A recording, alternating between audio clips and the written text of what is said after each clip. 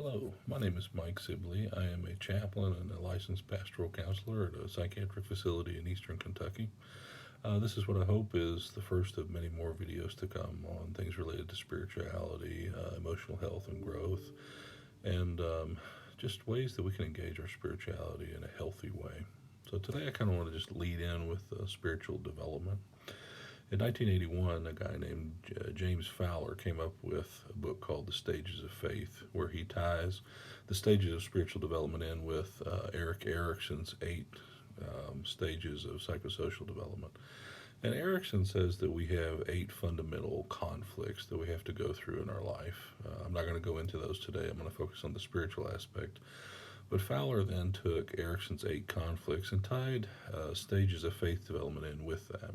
And he starts off, and I'm not going to get into the technical terms. I want to kind of use lay language so people understand it better. But the first stage in Fowler's stages of development is somebody seeking. They know there's something larger than themselves out there. They're trying to figure out what that is. And so I'd say this is a person that's looking for some type of spiritual outlet, some type of spiritual connection. The second stage in Fowler's material is what I would say in Christianity would be akin to conversion or a choice to engage in a certain or specific religion. And of course, religion is different from spirituality, in that spirituality is a means of understanding where we fit in light of something larger than ourselves. Religion is essentially the lens through which we translate our spirituality. So, in stage two, a person is choosing their lens, so to speak. In the third stage, I teach Sunday school and cook for the potluck, because this is where a person is engaged with their faith community. They're engaged with their faith tradition.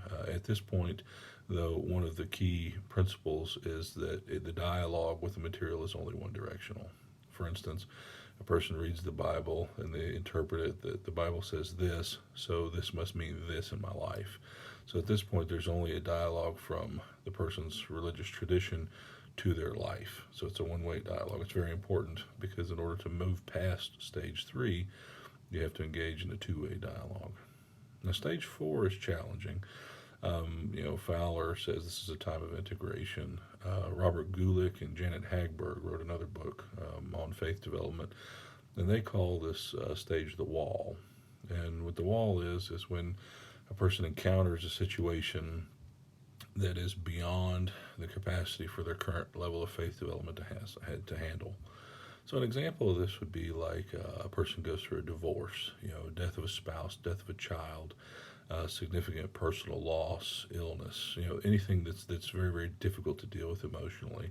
And the person is suddenly cast into this very difficult place because they're having to deal with these challenges, they're having to deal with these struggles, and their spiritual development is not to the degree they can help them deal with this. So what this does is it throws them into a sense of confusion, a sense of distress. I mean, it's definitely distressing, but it is also a place for fertile ground for growth.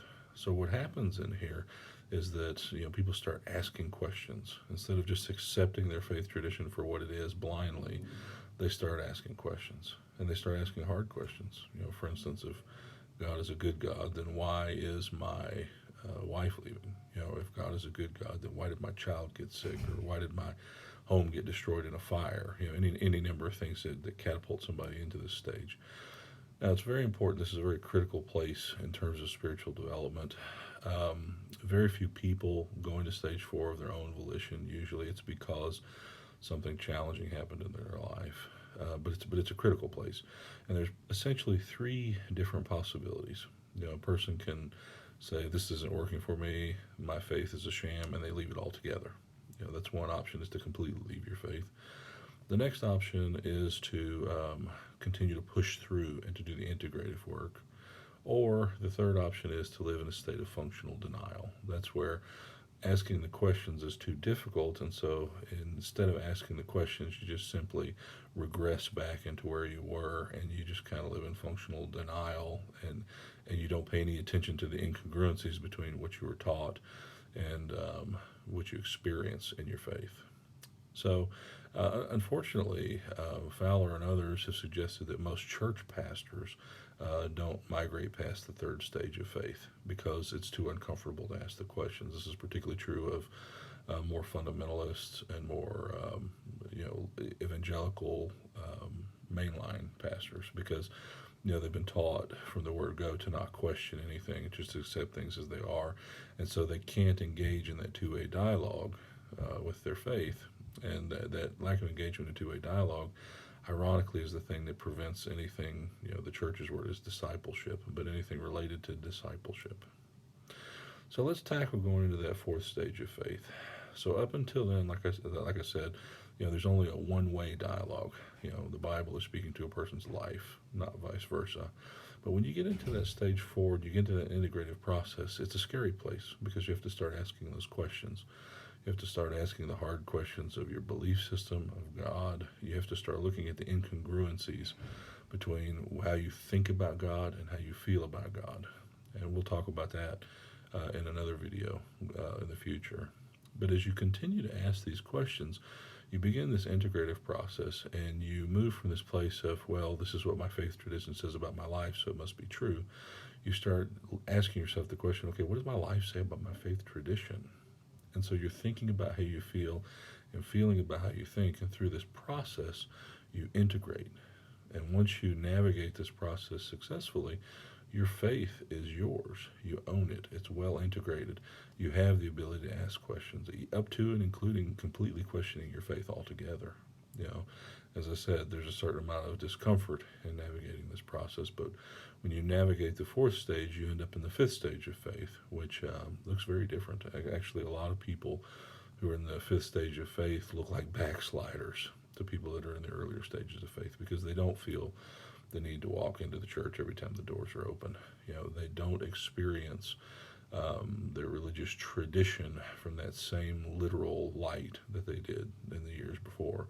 Their faith has become their own. They see value, they see beauty in it, and they see a use for the tradition, but it takes on less and less literal terminology and more metaphorical and emotional connection.